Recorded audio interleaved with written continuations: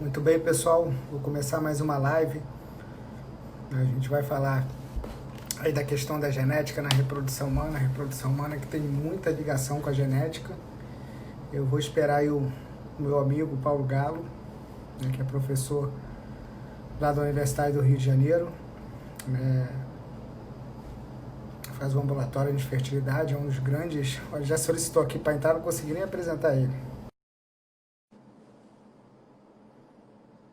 Cadê o Galo? Vamos entrar, Galo. Daqui a pouco ele aparece aí. Opa, Galo, tá ao contrário aí. Não, já é porque estava muito alto, eu estou ajeitando aqui. E aí, Galo, você como. Tudo bem, meu querido? É Eu porque eu tava tinha te apre- colocado uma posição um pouco alta. Quando entrou o vídeo, eu vi que estava alto demais, aí eu baixei um pouquinho aqui. Hein, Galo, Estava aparecendo só do queixo para cima. eu ia contar pro pessoal que nós somos grandes amigos. Eu preparei uma Ah, surpresa para você, Galo. Aqui, pode falar. deixei um Ah. cenário especial para você aqui atrás, ó, Galo. Olha que cena, tá Pô, vendo tem aqui o até a cenário? bandeira do Botafogo aí, ó. Tem uma coisa preta e Ah, branca aí, tá vendo ó. aqui, ó. O pessoal sempre vê aqui minha prancha de surf, na verdade é uma prancha, né, que o artista pegou uma prancha velha, desenhou uma onda, mas botei aqui um cenário em sua homenagem para ficar aqui pano de fundo. Olha só, eu acho que você virou casaca, porque embaixo das camisas do Flamengo tem uma Ah, bandeira do Botafogo ali, hein? aliás, a camisa tá cheia de assinatura, daqui a pouco eu vou lá. Aí, gente, eu e Galo, assim, trabalhar com Galo é trabalhar com o melhor amigo, né? A gente se divertiu muito. Lembrando agora do Flamengo, brincando com ele. Lembra, Galo, nós fomos apresentar um trabalho no Congresso americano, né? No Congresso da Sociedade Americana de Medicina Reprodutiva no Havaí. E aí o Havaí é maravilhoso, né? A gente tem vários passeios, a gente estava na ilha principal, e aí tinha. Eu esqueci o nome da ilha, que é uma ilha que é boa de fazer passeio. Aí eu falei, pô, vamos comprar um passeio, pagamos caro pra caramba, né, Galo? Vamos fazer um passeio na ilha mais linda, mais bonita do Havaí. Fomos eu, Galo e, sei lá, e 30 asiáticos, né? Com aquela. Parecia aqueles filmes, né? O pessoal com aquelas câmeras, enfim. Aí a gente está andando, né? Daqui a pouco. Só que a gente está acostumado com essa questão de praias paradisíacas, né? E cachoeiras. Daqui a pouco para o ônibus aqui que a gente vai ver uma cachoeira. A gente chega lá, uma cachoeira assim, nada demais, né? Daqui a pouco para a gente ver, sei lá, uma plantação de bananeira. Daqui a Ah, pouco para, aí isso aqui é uma bananeira. Aí os japoneses lá tirando fotografia. Uma coisa mais impressionante, uma bananeira, a gente vê em qualquer estrada aqui, você indo para Santa Cruz, você passando na antiga Grota não, Funda, é uma bananeira para tudo quanto é lado. não, pois é, umas cachoeiras igual ali do Alto da Boa Vista, não desmereceram, mas pra gente, né, não era um grande, né, evento, a gente, sei lá, 1 hora, acordamos 4 horas da manhã, pegamos um avião, fomos pra ilha. Aí, Não, sei lá, e lá ó, pras tantas, a gente esqueceu o passaporte, tivemos que pegar um táxi, voltar no avião, perdemos o voo e pegamos o segundo voo. tomamos esporro. Aí o guia já estava pé com a gente que a gente perdeu o avião. A gente achou que ia viajar, como é voo interno na ilha, ia viajar com carteira de A motorista, identidade né, cara? Só gente. é porque não era voo internacional, né? Havaí é de uma ilha para outra, é um voo interno dentro dos Estados Unidos. Não precisava passaporte. Aí o guia já ficou pé da vida que esperou 1 hora a gente. Né? Aí daqui a pouco a gente deixou de lado de ver as bananeiras, ver as plantações de abacaxi, as praias eram lindas, mas ali era o dia inteiro de passeio pela ilha, né? Deu 3 horas, a gente já, pô, isso aqui tá igual. Começamos a discutir Vasco e Botafogo. Aí, pô, o Vasco e Flamengo aí, tá vendo? Aí o Galo falando que o Flamengo rouba, que não sei o quê, o juiz, pô, o Galo, tu é maluco. Aquela briga, cara, daqui a pouco a gente começou a falar alto, não foi? O cara parou o ônibus, abriu a portinha, o guia ficou lá e começou a falar um inglês mais ou menos. A gente tem que aprender que ele ia guiando, né? Aqui é a bananeira, aqui é a cachoeira, aqui é uma pedra. Aí falou, quando o povo fala, bota Tomamos um abaixo a porro orelha. havaiano. Cara, sem gração, todo mundo olhando pra gente assim. Aí no final, ele meio que perguntou pra gente falar alguma coisa e o Galo, sorry, I don't speak English. Cara, o cara queria bater na gente. O cara... Não, no Mas é final bom. ele veio puxar o saco da. Eu acho que ele era botafoguense. Ele que tá falando de Flamengo e Vasco. Ele devia ser botafoguense ou tricolor. O havaiano lá. Aquela foi boa, aquela do Havaí. Inclusive, eu tenho a foto sua surfando. Botei o Galo para surfar no Havaí. Cadê o Não, Rodolfo, que é o surfista, mais passou por aqui. importante do Havaí foi que eu debutei no surf. Pela primeira vez subi numa onda. Fiz uma aula, Eu só fiquei, eu fiquei uns 2 segundos em pé na prancha, mas a foto ficou eternizada. Tá registrado. Se for na Olmeia, na Baía de Olmeia, que você surfou, É. não pode lugar, não. E é maravilhoso. Então, cara, é esse tipo de pessoa que a gente tem história. Inclusive, como eu falei um pouco na chamada, assim, ele foi meu professor, né? Então, assim, eu conheci ele na residência, né? E depois eu fui estudar em Valência, ele sempre me deu força, eu voltei e fiquei ali entre contrato na UERJ, professor substituto, trabalhando muito com galo, né? E era engraçado que, às vezes, uma vez, conversando assim, a paciente falou, não, mas quem está me atendendo não é o Galo, não, o doutor Galo, não, o doutor Pintinho. Aí eu fiquei apelidado de doutor Pintinho, lembra, Galo? Aí depois começaram a falar que eu era filho do Galo. Não, olha, o detalhe. Quando ele começou a trabalhar comigo, ele tinha muito cabelo, o cabelo era escuro, perguntavam se ele era meu filho. Depois começaram a perguntar se ele era meu irmão. Eu vou me aposentar, acho que perguntem se ele é meu pai. Não, tô aqui, ó. Minha irmã dermato, linda, cuida da minha cutis, ainda não vou assim, não. Não, e era demais, era demais, era demais. Galo sempre sensacional. Então tem várias histórias, se eu ficar aqui, inclusive, Galo, essa pessoa maravilhosa aí que todo mundo conhece, as pacientes, tô vendo que está entrando muita paciente sua, gente. Eu sei que vocês vão ficar dizendo aqui embaixo que o Galo é maravilhoso, que o Galo é isso, aquilo, mas dá uma forcinha para mim de vez em quando, né? Fala, Jorge, dá uma força aí, senão a gente não vai ficar triste, enfim. Mas, Galo, eu já apresentei aqui um pouquinho, falei da nossa amizade, né? Até falei que hoje eu tenho 2 orgulhos na minha vida. Eu trabalho com você em 2 lugares, né? Você é o diretor, né? Técnico, diretor médico lá da clínica, também da clínica A Vida, Centro de Fertilidade, como do Gerar Vida também. Né? Eu tenho prazer de trabalhar com ele na UERJ. Depois eu fiz concurso, né? Da professor da UERJ. Hoje eu sou colega do Galo lá, né? Também sou sócio do Galo lá na clínica. Enfim, então é um prazer assim, muito grande trabalhar com você. Então eu trabalho com o melhor amigo. Eu tive esse prazer. A gente sempre sonhou trabalhar com o melhor amigo. Eu trabalho com o melhor amigo e é sensacional. Né? E é engraçado, a gente dá altas risadas. Tem histórias aqui que a gente não pode contar, né, Galo? Mas a gente dá altas risadas. É melhor ficar com a história da bananeira só. É melhor ficar por aí. Mas o prazer é meu, você sabe disso, Jorge. Eu sempre tive um carinho muito grande por você. E a gente tem um grande prazer hoje de poder trabalhar junto, não só na clínica, mas como lá no Pedro Ernesto, e de podermos nos encontrar também fora de lá e podermos nos divertir, compartilhar momentos de prazer. Não, Galo, obrigado. Congressos. Eu queria, Galo, que você se apresentasse um pouquinho, contasse um pouco do seu estilo, da sua carreira, enfim, senão eu fico só te elogiando, mas você tem bastante coisa aí, resume um pouco, né, o seu trabalho, enfim, a sua história.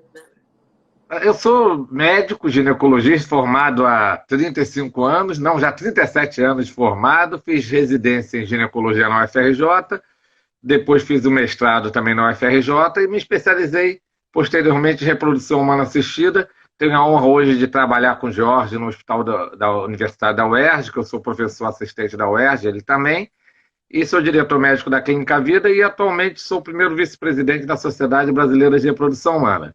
E com certeza, lá na UERJ, estou deixando não só o Jorge, como também outra amiga nossa, a Alessandra, que com certeza o dia que eu me aposentar, o serviço da UERJ vai ficar em ótimas mãos, na mão desses 2 meus ex-alunos que daqui a pouco já estão sendo meus mestres, se Deus quiser. Inclusive, eu tenho uma promessa, se lembra? A gente tem, né, o professor Edoberto, né, que tá aí um pouquinho com Covid, a gente está aí na torcida por ele. Mas quando o Doberto foi o professor titular, pessoa muito querida, famosa, né? E quando ele se aposentou como é que chama? A gente fica brincando expulsória, como é que é o nome? Compulsória. Compulsória, ele se aposentou na compulsória. Aos 70 anos. O Galo fez uma placa linda para ele, o Galo tinha uma relação de mestre e aluno, fez uma placa, aí ele ficou de Chiraga, eu falei, Galo, pode deixar que quando você se aposentar, eu vou fazer uma placa para você. Você tá doido para me aposentar, né? Vai preparando a placa, que eu devo me aposentar esse ano ainda. Vou fazer a placa para você, vai ser um prazer. Cara, então a gente conversou um pouco, a gente tá aí, né, nesse período de pandemia e eu tô doido para voltar, porque assim, a gente confessa, né, que a gente está trabalhando pra caramba. Assim, a gente estava há pouco tempo agora numa reunião junto lá da clínica, né, agora estamos aqui de novo. E a gente está com esse projeto de passar um pouco de informação, de se comunicar de outra maneira com as pacientes. Acho que o mundo está mudando, né? Muita coisa mudou e a gente, bem legal, coisas boas estão acontecendo. E uma são essas lives, as pessoas interagem, perguntam depois. Eu tenho o prazer de conversar com amigos que a gente às vezes nem troca papo, enfim, mas nunca consegue conversar. E a gente vai conversar na genética e em reprodução humana. Né? É nítido que a genética fez uma interface com a reprodução humana muito grande, né? Principalmente que a gente consegue ter uma coisa sensacional. Eu consigo ter o embrião, né? Todos nós fomos embrião dentro de um laboratório antes de ele virar gravidez, né? Então, se me permite que eu estude a gente antes de a gente ser a gente, digamos assim, numa linguagem bem tentando não formalizar. Mas eu fiz um tópico aqui, Galo, não sei se a gente vai conseguir cumprir isso tudo, que a gente só nessa brincadeira já foi 10 minutos e o Instagram corta com 1 hora. Eu sempre acho que o Instagram vai falar, pô, tá bom papo, a gente tá se divertindo, que ele vai dar aí 10 minutos, mas ele, Galo, não é desse não, 1 hora ele fica a gente. Então, Galo, assim, genética, eu queria que você falasse um pouquinho de cariótipo, né? Essa questão, o que é o cariótipo, como é que o cariótipo tem importância na questão do diagnóstico de fertilidade. Para a gente começar, a gente vai chegar a vários pontos, mas o exame de cariótipo, que a gente solicita muito, o que ele é e qual a importância dele nessa questão de a gente estar pesquisando a fertilidade, a infertilidade, no caso das pacientes. Esse é um assunto importante, interessante, porque se nós olharmos nos guidelines da maioria das sociedades médicas do mundo, o cariótipo não é tido como um exame obrigatório na rotina, na pesquisa do casal infértil. Porém, o cariótipo, principalmente para os leigos entenderem, é um exame que você faz como se fosse um mapeamento genético de cada indivíduo. Todo ser humano tem 46 cromossomos, sendo 2 cromossomos sexuais. No caso da mulher, 46XX, porque os dois cromossomos sexuais são XX, e no homem, 46XY. A incidência de alterações no cariótipo na população geral é muito baixa. Tipo 0,2, menos de 0,2%. Porém, quando nós falamos de casal com infertilidade conjugal, principalmente naqueles casos de infertilidade sem nenhuma justificativa, é lógico que se eu tiver um homem vasectomizado, uma mulher laqueada, uma mulher que o exame mostra que as trompas são obstruídas, ou um homem com a quantidade de espermatozoide muito ruim, você tem uma razão. Mas quando nós pensamos em casais que não têm nenhuma causa, a gente encontra na população específica de casais inférteis uma incidência de alterações do cariótipo muito maior. Então, na nossa clínica, nós seguimos uma escola de que muitos autores também recomendam que todo casal com infertilidade faça um cariótipo. Nos casos, por exemplo, de homens com azospermia ou com uma azospermia, alteração de espermatozoide no ejaculado, então, mais importante ainda, homens com uma quantidade muito alterada de espermatozoide. E nas mulheres também, mulheres que tenham um ovário muito atrofiado para a idade dela, ou que não tenham, que tenham uma, que a gente chama de amenorreia primária, quer dizer, nunca menstruado, ou na ultrassom mostra os ovários muito atrofiados, também são pessoas que têm mais indicação ainda. No cariótipo, a gente busca algumas alterações. Existem aquelas alterações maiores no cariótipo, mas que geralmente são acompanhadas de sintoma. Por exemplo, uma mulher com uma amenorreia primária, ela pode ter uma disgenesia gonadal. O que é uma disgenesia gonadal? É uma alteração grave, por exemplo. A mulher pode ter um cariótipo masculino, 46XY. Tem, por exemplo, a síndrome do testículo feminilizante. Um homem azospérmico, ele pode ser uma disgenesia gonadal também, ele pode ser um XX. Então, nesses casos, é fácil da gente indicar. Mas em pessoas absolutamente normais, nós podemos encontrar alterações no cariótipo, como translocações, inversões, que fazem com que a pessoa seja uma pessoa normal, mas produza gametas alterados. Gametas são, no caso do homem, espermatozoide, no caso da mulher, os óvulos. E o que seriam essas inversões, essas translocações? É quando você tem pedaços de um cromossomo que está invertido, colocado no outro. Por exemplo, um pedaço do cromossomo 5 está no cromossomo 1 e aquele pedaço do cromossomo 1 está no cromossomo 5.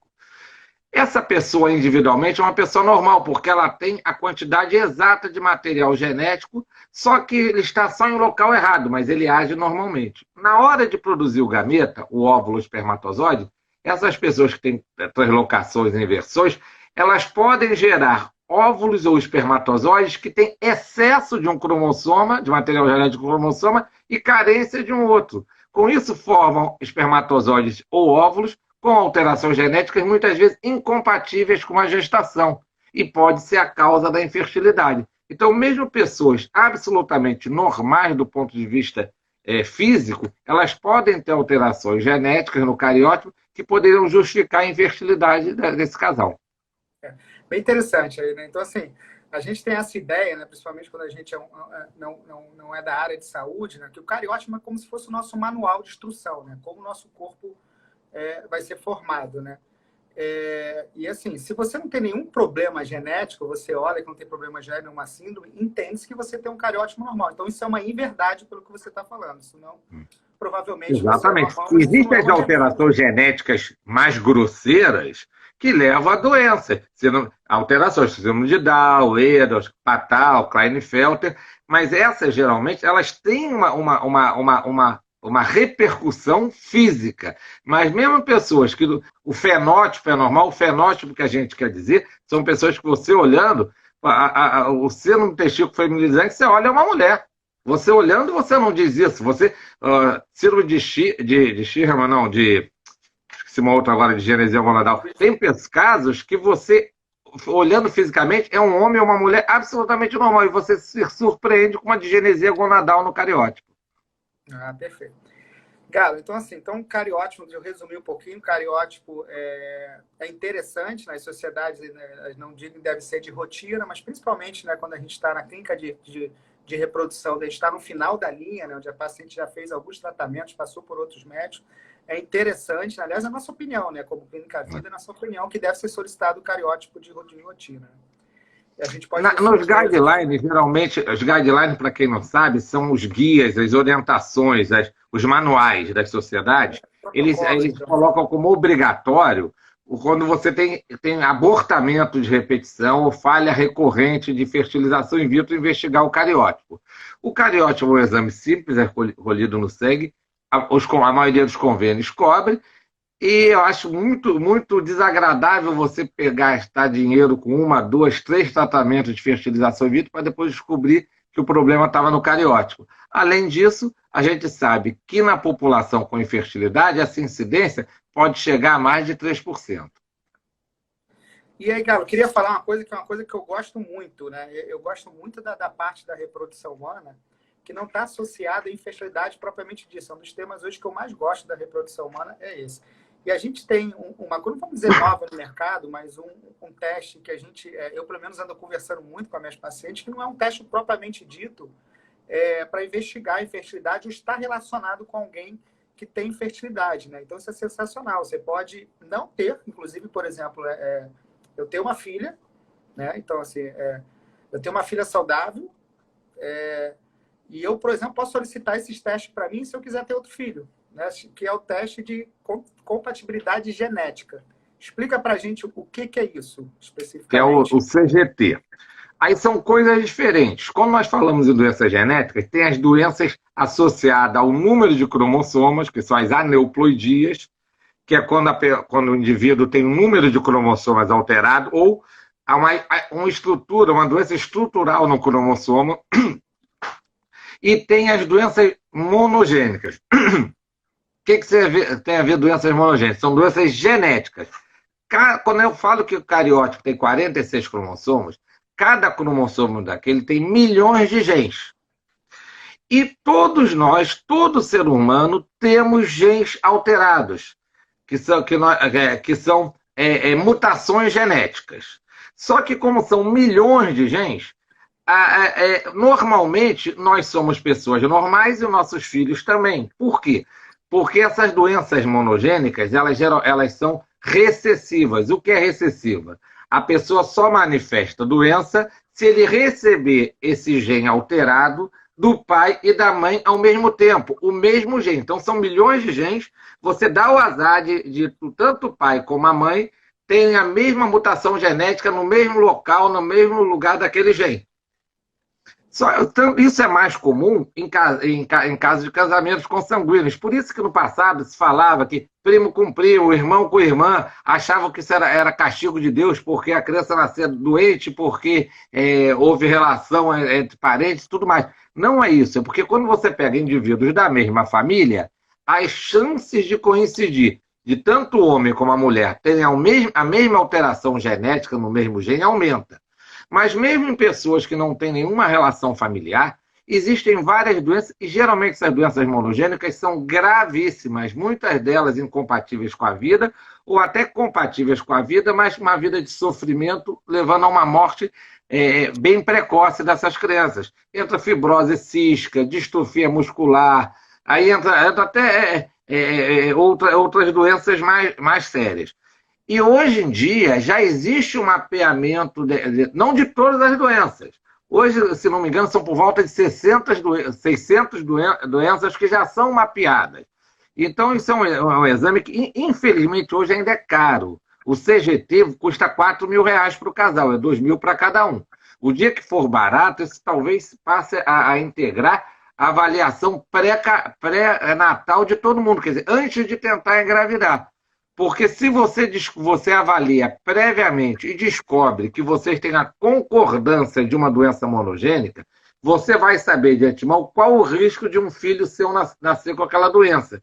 E nos casos que esse risco é aumentado, existe a possibilidade de fazer a fertilização in vitro com biópsia do embrião e com o estudo genético pré-implantacional para você só transferir embrião que não tem a doença. E mais do que isso, a gente até naquele congresso de Belém que a gente foi, eu dei até uma aula sobre isso, você lembra? Hoje nós estamos avançando mais em relação a isso, que já estamos avançando na terapia genética, que é você conseguir consertar essas alterações, você corrigir essas alterações, porque hoje o que a gente tem na prática é a seleção. Você seleciona os embriões sem alteração, os embriões alterados você vai ter que descartar. Agora, o que já tem bastante estudo e que nas próximas décadas vai ser usado de rotina é você detectar e corrigir. Né? Já existe uma tecnologia que você consegue corrigir essa alteração monogênica para que o embrião alterado seja corrigido e possa nascer uma criança saudável.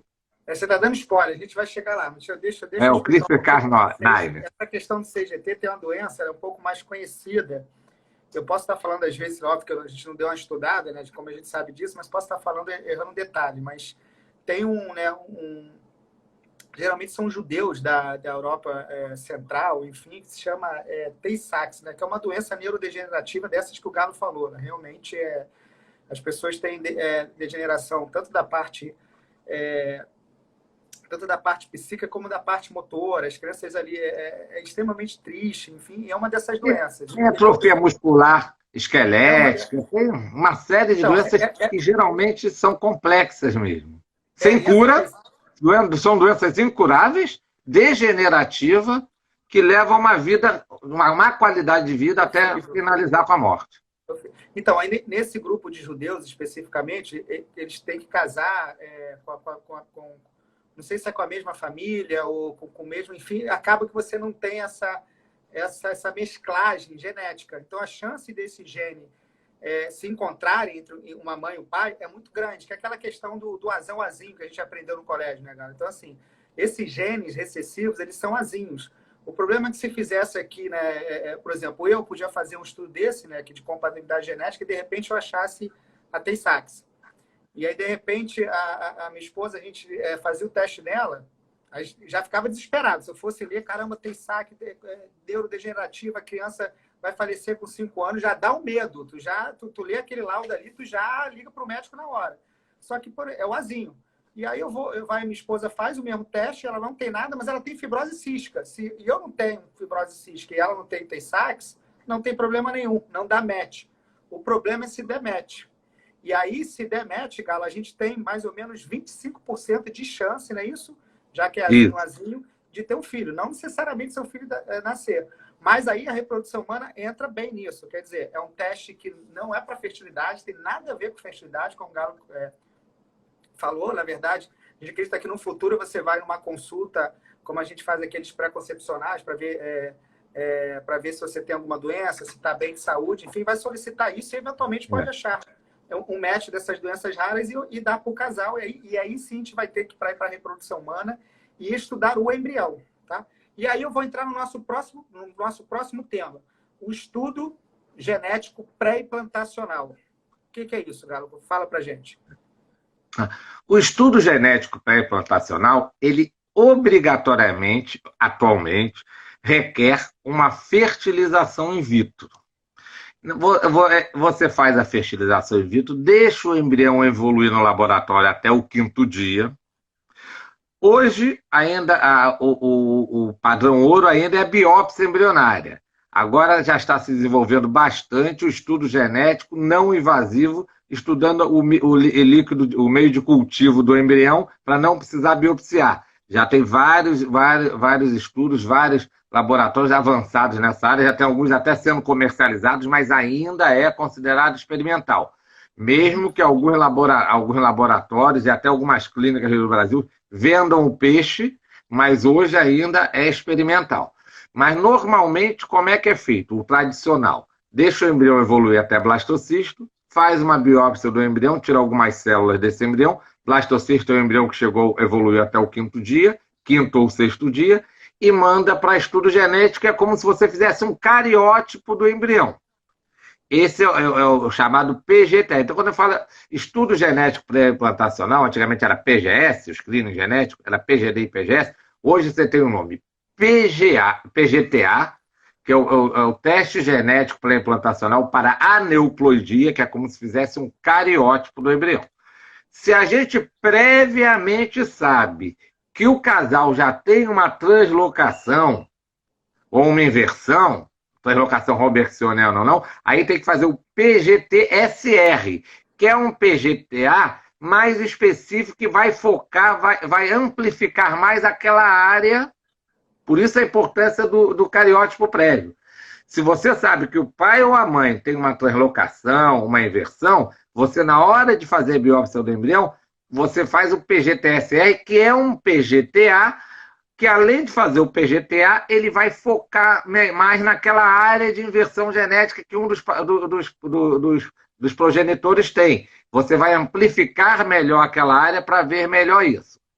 Existe o PGTM, que é para as doenças monogênicas, que seria o quê? Seriam casais que tenham uma história familiar ou já tiveram algum filho com alguma dessas doenças monogênicas que a gente falou agora, gravíssimas, que não é cromossômica, é genética, e aí você tem que fazer a biópsia, preparar. Aí você colhe sangue da mãe, colhe sangue do pai e prepara uma sonda especial para detectar essa alteração genética, essa mutação genética. E aí você vai detectar os embriões que têm a mutação, os que não têm, os que são completamente saudáveis, os que são apenas portadores, como o pai ou a mãe, ou os que têm, na verdade, tem a doença porque, ou por ser, no caso, se for recessivo por ter a presença nos 2 alelos, ou se for uma doença dominante, basta ter em um dos alelos. Então, hoje você tem, no estudo genético, você tem o PGTM, PGTA e o PGTSR. Cada um tem a sua indicação específica. Um é para as aneuploidias de um modo geral, outra é para aneuploidias específicas já detectadas nos parceiros e outra para as doenças monogênicas. Todas elas baseadas na biópsia do embrião. Hoje temos o chamado PGTA não invasivo, que é só para as aneuploidias, em que, em vez de biopsiar o embrião, a gente tira o líquido de cultivo do embrião e manda para estudo. Ainda não é considerado um procedimento validado. Ele ainda está em fase de validação, ainda é um procedimento experimental. Galo, eu tive recentemente, até para a gente umas perguntas práticas, eu fiz uma live, né, com o Dr. Marcelo, que é um mastologista maravilhoso lá do INCTA, chefe da residência, cara super competente, e a gente teve muitas perguntas de BRCA. Né? E a minha pergunta é o seguinte, digamos que eu vou no seu consultório, né, minha esposa, enfim, geralmente porque nosso público é feminino, fica mais fácil da gente, e ela fala que na família dela tem essa história de câncer, que é um câncer por causa de uma alteração genética, né? Monogênica, como o gene BRCA. O gene BRCA é um gene que, quando as pessoas têm mutação nesse gene, tem um BRCA1 ou 2, não vamos entrar, mas aumenta a sua incidência de câncer de mama, assim... E de ovário também. De ovário também. No caso, os dois, né? O BRCA. Então, assim, como nosso público é feminino, nesse caso especificamente, ela não tem fertilidade, mas está preocupado porque sabe que tem, a mãe, ela tem, a família toda dela tem essa história de que falece de câncer de mama, enfim. Como é que a gente se comportaria na reprodução humana? Como é que você conversaria com essa paciente, a gente já conhecendo um pouco as técnicas? Vamos lá. Primeiro, a gente sabe que, na verdade, o câncer de mama ele é multifatorial. O BRCA é apenas um dos fatores de risco. Agora, se você tem uma história familiar muito importante, bisavó morreu de câncer de mama, avó morreu de câncer de mama, mãe morreu, irmã morreu, existe realmente um fator de risco muito grande. Existe já a possibilidade de fazer o estudo genético pré-implantacional para você escolher o embrião que não tenha alteração. Ou até escolher do sexo masculino. Também existe câncer de mama em homem, mas a incidência é bem menor do que na mulher. Mas qual seria dessas técnicas todas? PGTA, aí seria a da doença monogênica, o PGTM. PGTM específico. PGTM. Então. E outra, não sei se você lembra... Seria PGTM é teste genético pré-implantacional para doenças monogênicas. Ou seja, são doenças que têm um gene único. Aliás, a alteração é genética, não cromossômica. Não, a grande maioria, né, Galo, isso é muito importante, a grande maioria das doenças tem sempre uma pegada genética, alguma coisa desse gênero, mas a grande maioria delas são... elas não são monogênicas, né? Não existe são multigênicas. São multigênicas.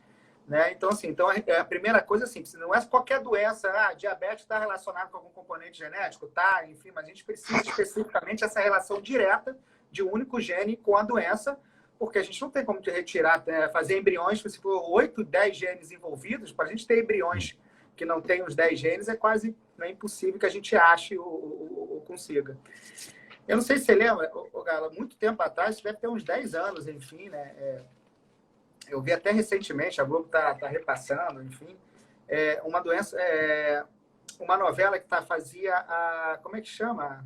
Aquela menina bonita, Camila, não, enfim, que ela tinha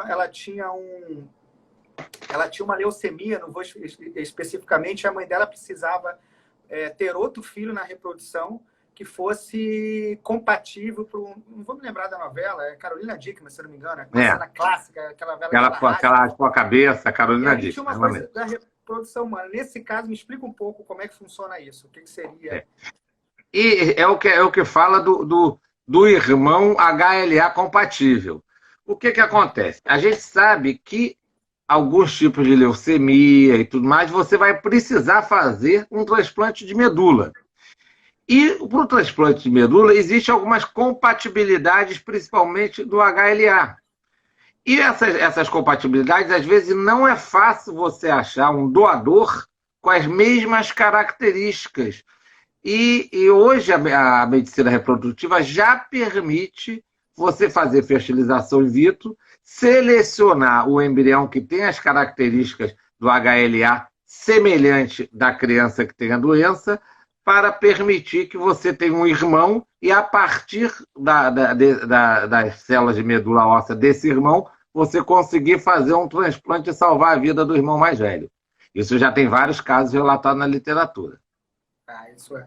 Galo, você falou uma coisa muito legal. Você falou que o que a gente faz atualmente, de fato, é selecionar. Né? Isso. E eu tenho alguns problemas genéticos. Assim, eu estou numa posição boa aqui da câmera que vocês não estão vendo, mas eu estou bem careca, enfim, que a câmera está me favorecendo aqui. Eu estou olhando de baixo para cima, enfim. Tu chega bem perto da câmera para esconder a parte de trás, né? Eu tenho um negócio aqui, entendeu? Enfim, então, assim, a gente pode, então, sei lá, selecionar a cor dos olhos, cor da pele, o sexo, enfim, assim, porque, assim, selecionar pode ser ok para coisas de doença, mas a gente poderia selecionar coisas, eu sou careca, ou sei lá, alguma outra coisa que incomode numa pessoa, desses defeitos, assim, o sexo, ou os olhos, por exemplo, né? É flamenguista, vai selecionar, tirar os flamenguistas e não transferir flamenguista. Aqui, ó, vou deixar você aí, ó, camisa, vou mostrar no final a camisa assinada ali para vocês. Gabigol, ó, Bruno Henrique, Gabigol, Arrascaeta, vou mostrar ali, que tá longe. Aqui, ó, mas vamos lá. Aqui na verdade, eu e meu pai. Na verdade, a tecnologia. Ó, então eu vou te mostrar um quadro que eu tenho aqui em casa. Ó. Vou mostrar aqui um quadro que eu tenho aqui em casa ali. Eu e meu pai, nós fomos ali para a Arábia, como é que foi? Fomos para o Catar, fomos roubados, entendeu? Mas a gente foi lá. Não, tu foi para o Catar para beber e se divertir, porque era outro patamar. Era outro patamar. Jogamos de igual para igual. É verdade. Mas vamos lá. Você colocou aí do que na verdade, eu acho que até ampliando um pouquinho mais a sua pergunta, até onde o estudo genético para implantação pode nos levar, né? Teoricamente, a tecnologia de diagnóstico genético para implantação poderia vir até selecionar cor de olhos, evitar uma série de coisas, escolher o sexo, porém, de um modo geral, a maioria dos países que trabalham com reprodução humana tem códigos de ética que impedem o uso da tecnologia genética para implantacional para a seleção desse tipo. Eu quero filho branco de olhos azuis, porque com isso a gente vai mudar as características da população, o nascimento, a evolução natural das coisas. Aqui no Brasil, por exemplo, o Conselho Federal de Medicina não permite nem que a gente faça a sexagem fetal pura e simples. Não, eu vou fazer o estudo genético porque eu só quero se for uma menina, ou só quero se for um menino. O Conselho Federal de Medicina no Brasil não permite isso, exatamente para evitar que comecem a haver abusos e use o estudo genético pré-implantacional de uma maneira muito doida, muito seletiva, de purificação da sociedade, purificação das raças, que é isso que a gente quer evitar. O que faz o ser humano ser tão rico, o que faz um país ser maravilhoso é exatamente essa multiplicidade que existe de características, essa variedade com certeza o estudo genético não foi desenvolvido para estimular esse tipo de seleção. Isso é complicado. A gente às vezes acha, quem quer fazer isso há menos de 100 anos, a Segunda Guerra Mundial foi para isso, foi por isso. Hitler achou que ele era uma raça superior, né? Só que em vez de fazer teste genético, ele resolveu matar todo mundo e deixar só exatamente. Ele. A gente acha que ele não tinha tecnologia ainda para isso. A tecnologia dele era mais arcaica, era câmara de gás. A gente está aqui brincando, mas assim, é sério, a gente está falando isso de menos de 100 anos atrás, assim, é muito grave. Se a gente acha, o que tem? Que tem ali a gente escolher o sexo, o que tem a gente botar um olho azul, ou enfim, isso é muito grave, né? A gente acha, se a gente deixar passar um pouquinho, é meio passa um boi, passa uma boiada. Então, assim, com certeza. É bem sério. Mas, Galo, se eu tiver uma doença ligada ao sexo, por exemplo, né? Eu poderia ter, não sei, vamos ver a doença, distrofia de Duchenne, por exemplo, que é mais ligado, que também é uma doença neurodegenerativa, dessas que é muito sofrimento para a família, né? A mais comum é a hemofilia. A hemofilia que é muito comum. A hemofilia é mais comum, que é uma doença, geralmente a hemofilia acaba se manifestando porque ela é ligada ao X, né? E na mulher só vai se manifestar se ela tiver os 2 X com hemofilia. No homem basta ter um X que ela vai se manifestar. A hemofilia é mais comum no homem. Então é uma doença ligada ao sexo, ao cromossomo X. E o que a gente tem que pensar nisso daí? Primeira coisa, no passado, logo no início do estudo genético pré-implantacional, o que a gente tinha era a possibilidade de fazer o estudo genético e escolher o sexo oposto que não manifesta a doença para transferir o embrião.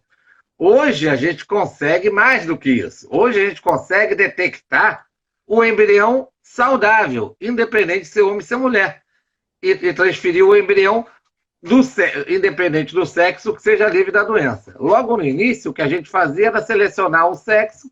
A gente não tinha tanto desenvolvimento. No início, a gente tinha desenvolvido mais o screening genético para implantacional, que seria o atualmente chamado de PGTA. A gente via qual era o sexo e não transferia o sexo que estava relacionado com o risco da doença. Hoje a gente pode ir além. Além do PGTA, a gente pode fazer o PGTM e não só separar os sexos, mas separar os sexos que têm ou não a doença. Para que não só você possa ter uma criança saudável, pode também evitar de ter uma criança portadora. Isso também acontece muito, por exemplo, na síndrome do X frágil, isso acontece também no homem que tem deleção do cromossomo Y, microdeleção do cromossomo Y, se ele tiver um filho homem, ele vai transmitir essa doença. Então, antes a gente só transmitia o sexo feminino. Então, na microdeleção do Y, você não tem muito jeito, porque aquele Y é comprometido. Então, se ele tiver um filho homem, o filho homem também vai ter a microdeleção do Y. Aí o único jeito de não transmitir seria uma filha mulher. Entendeu? Talvez no futuro, com essas técnicas de reparação genética, a gente possa mudar alguma coisa. Quem até parou aqui por um acaso, deve ser a Tatiane, que é aluna nossa, perguntou, raça pura mesmo? Pô, isso é muito sério. A gente até acabou brincando, de repente a brincadeira fica até inapropriada, que no Holocausto foi uma coisa muito séria, então não cabe nenhum tipo de brincadeira, mas às vezes acha que a gente, os caras são chatos, o que tem, eu tenho 5 filhos, esse homem, o que tem que ter uma mulher, mas ele começa, escolhe o homem, daqui a pouco o olho azul, daqui a pouco mais alto, e aí você começa a dizer que ser alto pode, ser baixo não pode, ser muito sério, Então, você brincou, mas o termo que você colocou mais onde passa um boi, passa uma boiada.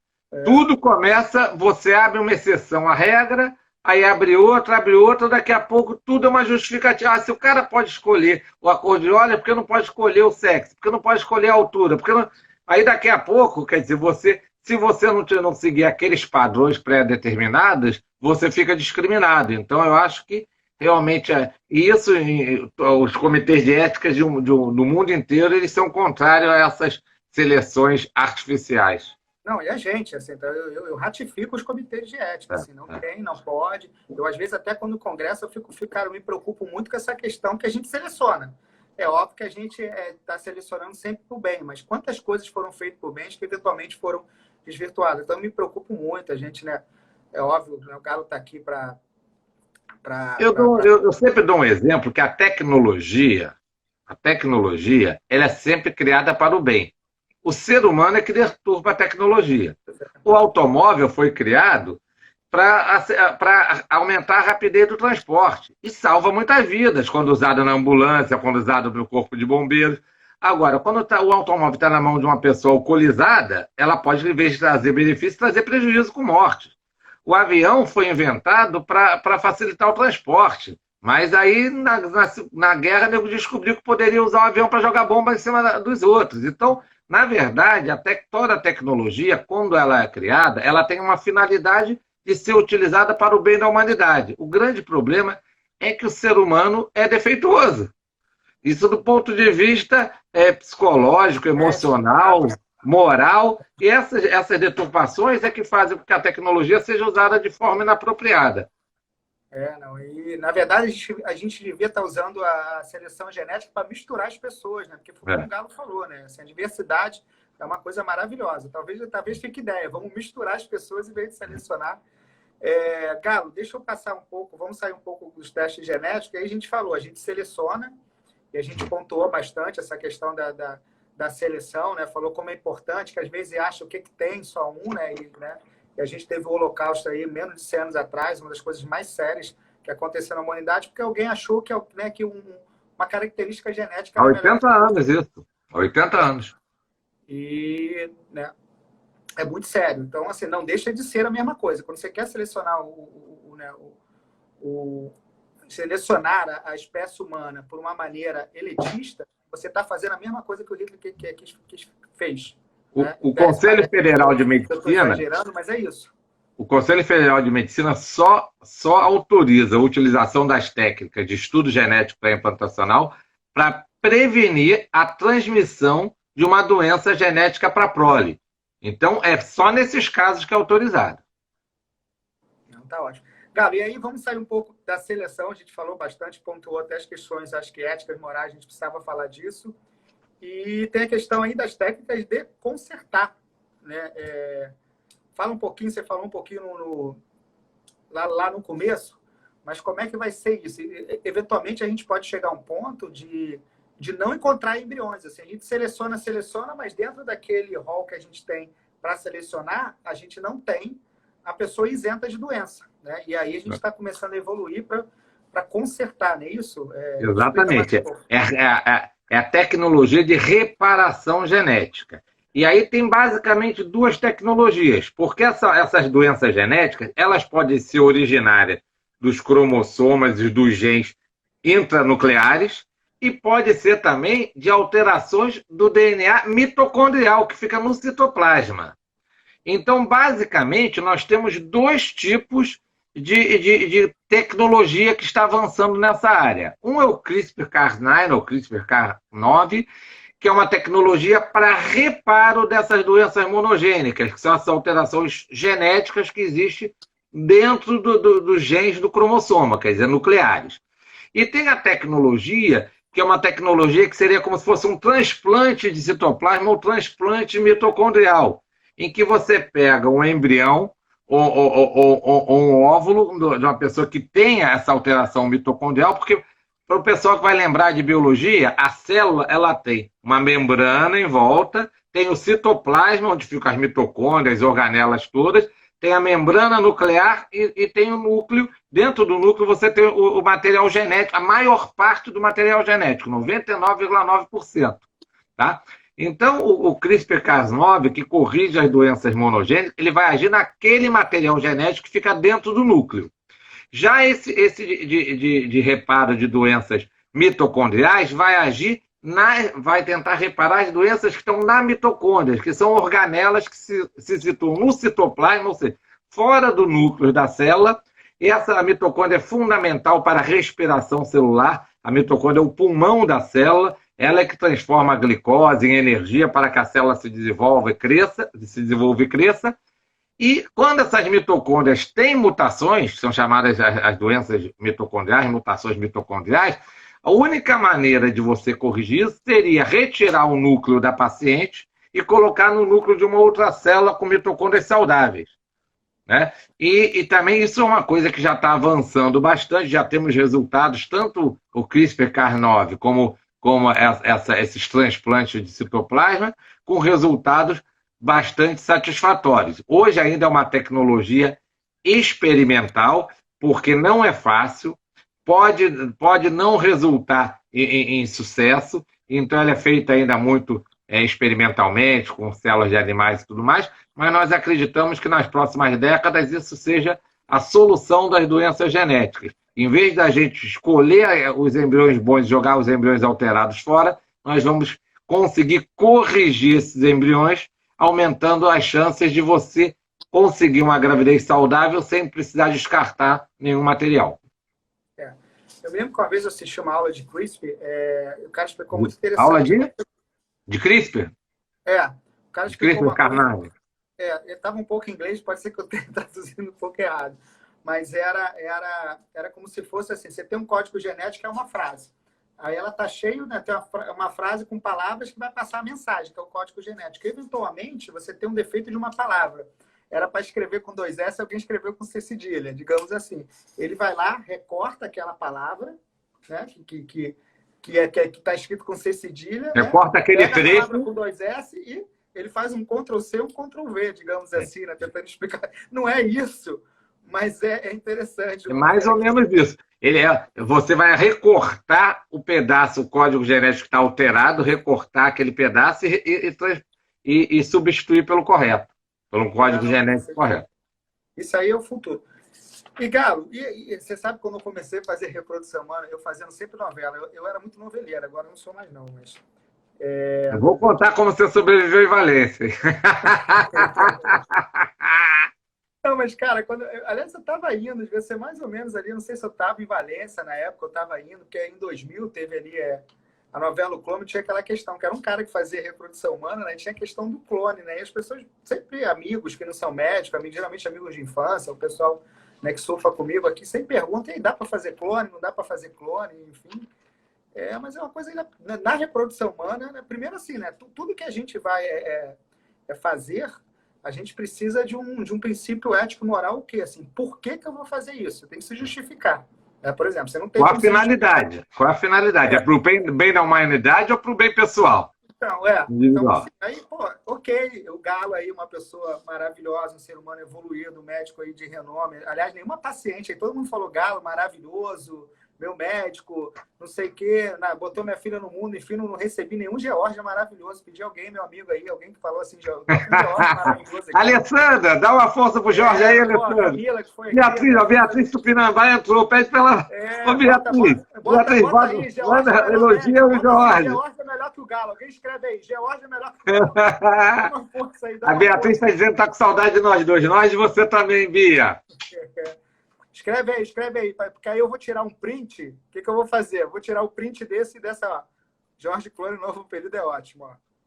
Escreve aí, Jorge, gente, grande mestre. Já botou ali, Jorge, grande mestre. Aproveita. Tira o George é muito melhor que o Galo. Eu tiro o print e vou postar. Mas a grande... Tá vendo? O flamenguista quer comprar o juiz até na live, cara. Tá induzindo. Eu só tô vendo aqui, ó. Quer ganhar roubado? Quer ganhar roubado até na live? Sincero, ó. Carlinha aqui foi sincera. Jorge Femezuto é maravilhoso. Pô, consegui. Tô feliz agora. Pô, já voltou. Durou 1 minuto. Já voltou você de novo aqui. Grande médico. Igreja de pobre dura pouco. Então, a gente estava falando essa questão de clone, que as pessoas, às vezes, né, acabam viajando. Assim, primeiro tinha que ter um princípio, né? Então, de novo, como todos os pacientes aí, Galo é maravilhoso, enfim, mas não existe uma justificativa para a gente ter outro Galo no mundo. Até porque a gente não teria outro Galo no mundo, porque o que o Galo é hoje é uma coisa genótica, fenótica, epigenética, quer dizer, a gente tem interações de o que ele passou na vida de bom, de ruim, de educação, enfim. Então, assim, isso seria impossível a gente fazer. Então, não tem justificativa, né? E aquelas coisas loucas que as pessoas tiram, que o Galo, sei lá, está precisando de um fígado novo, vamos fazer outro Galo para tirar um fígado. Cara, isso é coisa de filme. Então, assim, eventualmente a gente pode até estar aí numa tecnologia, não é muito da reprodução, não é a reprodução que faz isso, mas são tecnologias um pouco na mesma linha de mexer com essas coisas genéticas, mas o clone é uma coisa muito longe da gente, não é isso, Galo? Não tem... A tecnologia para se fazer um clone existe, tanto que já fizeram o da Dolly e tudo mais. Mas o que o pessoal não tem ideia, primeiro, você clonar um ser vivo é muito complexo. Antes de sair a primeira Dolly que sobreviveu, foram milhares e milhares que nasceram com defeito e morreram. Então não existe uma tecnologia segura para clonar. A clonagem hoje ainda é uma técnica que ela dá errado. Então aí você vê que deu certo. É igual que o nego só conta a história boa, ninguém conta as histórias ruins. Tu só conta, o cara faz 200 concursos, é reprovado 199. Ele não bota nenhum dos 199 no Instagram. O que ele passou, ele vai botar lá. A gente só conhece os 6 brasileiros, os 2, mas a gente já perdeu algumas vezes, né? E a tecnologia da clonagem, primeiro, tem o problema ético.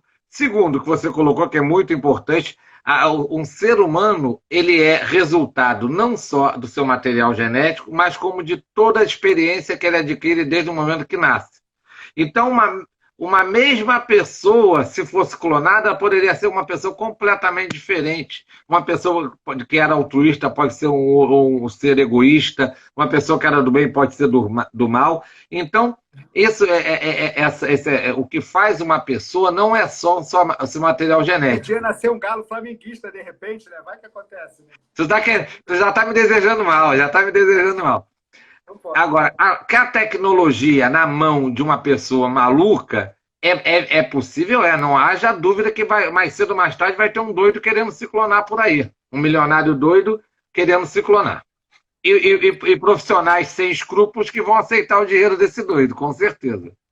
Galo, do nosso script aqui, a gente só não falou de microdeleção do cromossoma Y. Fala um pouquinho disso e a gente tem 5 minutos aí. Você tem 3 minutos para falar para a gente se despedir, senão vão cortar a gente. A microdeleção do cromossomo Y é quando o homem falta um pedaço do cromossomo Y. Então, são homens que têm geralmente alteração importante do espermograma, são o que a gente chama de óligo acentuada ou azoospermia. São homens que têm menos de 1 milhão de espermatozoides ou não têm espermatozoide nenhum. Ele pode ter a falta de um pedaço do cromossoma, que é na zona AZF, que é essa zona que é responsável por comandar a produção do espermatozoide. A microdeleção do Y é importante em duas situações. Primeiro, para evitar a transmissão dessa microdeleção para um filho homem, que ele também vai ter a mesma dificuldade para engravidar no futuro. Mas a maior importância é que quando o homem é azospérmico, e se ele tiver microdeleção no cromossomo Y, é importante essa investigação, porque são 3 áreas do cromossomo Y. Tem o AZFA, AZFB e AZFC. Quando essa microdeleção é no AZFA ou no AZFB, é impossível arrumar espermatozoide, não existe produção de espermatozoide nenhum. Então, só sêmen de doador, não adianta fazer biópsia no testículo do homem. Quando a microdeleção é no AZFC, tem 75% de se conseguir espermatozoide com a técnica cirúrgica de microtese, ou microdissecção dos ductos do testículo. Então, isso é importante para você definir antes de uma FIV se vai ser possível ou não conseguir espermatozoide ou se vai ser necessário usar sêmen de doador. Não, beleza. Então é um estudo genético específico que a gente vai procurar uma área no cromossoma Y. Acho, galera, que a gente passou por tudo. Eu esqueci alguma coisa? A gente falou de cariótipo, falamos de CGT. Acho que a gente falou de quase tudo. Falamos até de quanto tempo ainda falta para a gente. Ó, a gente ainda tem 4 minutos, hein? Pelo menos pelo meu computador. Não, mas vou usar esses 4 minutos para te agradecer, para falar de novo o carinho. Então, contar um pouco a minha história com o Galo, assim, né? Conheci o Galo na residência, falei que queria fazer reprodução humana, ele sempre me deu força. E aí eu fui estudar em Valência, depois, né, fiquei um tempo em Valência, aprendi um pouco, mas você volta novo, 20 e poucos anos, né? E aí trabalhava lá na UERJ com ele, sempre fazendo um ambulatório, aprendendo pra caramba. Depois, né, por intermédio do Galo, eu fui trabalhar na minha primeira clínica de reprodução humana com a Cecília, né, que é a outra sócia do Galo. E ela estava começando um centro de reprodução humana, já tinha um ano, eu fui lá trabalhar, então tive a oportunidade, graças a ele, que fez esse contato, né? E depois o Galo trabalhava em outra clínica, depois eles fundiram a clínica, né? Depois me chamaram também para entrar um pouco na sociedade, e aí a clínica tá essa coisa maravilhosa. Depois eu fiz concurso, né? E aí, como contei, fiz concurso, e o Galo, pô, sempre na torcida, né? E, aliás, eu trabalho com 2 pessoas, né? Você e a Alessandra também, né? Que tem essa história muito junto. Então, assim, Galo, é maravilhoso ter você como amigo. Várias vezes, né? O ruim, assim, é que às vezes eu entro na sala dele para falar de problemas pessoais. Tive problema para engravidar com a minha esposa, né? Outro dia eu falei, Galo... Não vai dizer que eu engravidei tua esposa, pelo amor de Deus, não me compromete, Jorge. Deixa eu contar essa história. A gente deve ter um minuto. Deixa eu contar essa história. Eu tive um problema, né? A minha esposa, eu conto a minha esposa. Né, eu falo dela para todo mundo. Eu perdi 2 vezes, né? Antes de ter a filha que eu tenho, a Malu. E aí só que foram coisas totalmente diferentes. Uma até eu falei que o Thiago operou, a outra o Thiago operou, enfim, né? Eu fiz live com o Thiago fala, você operou minha esposa. E sempre, pô, tiveram muita amizade, eu agradeço. E aí, né, a minha esposa estava, né, mal de cabeça, eu estava com medo. Eu falei, não, mas são coisas, a gente vai engravidar, vai dar tudo bem, são coisas diferentes. Enfim, mas estava com medo de estar dentro do problema e não vendo. Aí ele que treina na sala do Galo, eu falei, Galo, você vai me atender hoje. Te atender, Jorge? A história é essa. Eu falei, não, Galo, desde quando você te atender, você sabe, né, de fertilidade? Eu falei, não, Galo, mas eu posso estar dando problema, estou ligando para minha esposa, ó. Tua consulta acaba às 9 horas da noite, eu mandei ela vir. Aí a gente foi, ele teve a mesma opinião, que não tinha nada para fazer, que a gente tinha que esperar, que aquilo mesmo concordou comigo, pá. E beleza. Só que a Tatiana já estava grávida, né? E aí, depois da consulta, sei lá, atrasou, né? Sei lá, 10 dias depois fez o beta, engravidou, né? E eu tenho a Malu, linda, maravilhosa. E quando você pergunta à minha esposa, né, sobre fertilidade, ela fala, ó, o George é bom, estudioso, mas o Galo é muito melhor que ele me engravidou. Enfim, eu sou obrigado a ouvir isso. Galo, se despede aí. E já vai cortar a gente aí, tem um minutinho aí. Foi um prazer participar dessa live, porque na verdade é um bate-papo com amigos, e a gente está vendo aqui vários amigos, Marta, Beatriz, uma porção de gente que entrou aí para nos dar um beijo. Eu agradeço a todos que nos acompanharam, um beijo enorme no coração de vocês todos. Espero que tenha sido útil, que as pessoas que entraram na live tenham entendido alguma coisa, tirado algumas dúvidas. E nós nos colocamos à disposição, tanto pelo Instagram do Jorge, como pelo meu Instagram. Quem tiver alguma dúvida, alguma coisa mais específica, nós podemos tentar ajudar a esclarecer. Um grande beijo para todo mundo, boa noite, e foi um prazer, Jorge. Boa noite, foi maravilhoso, foi divertido mesmo. Até a próxima, Galo.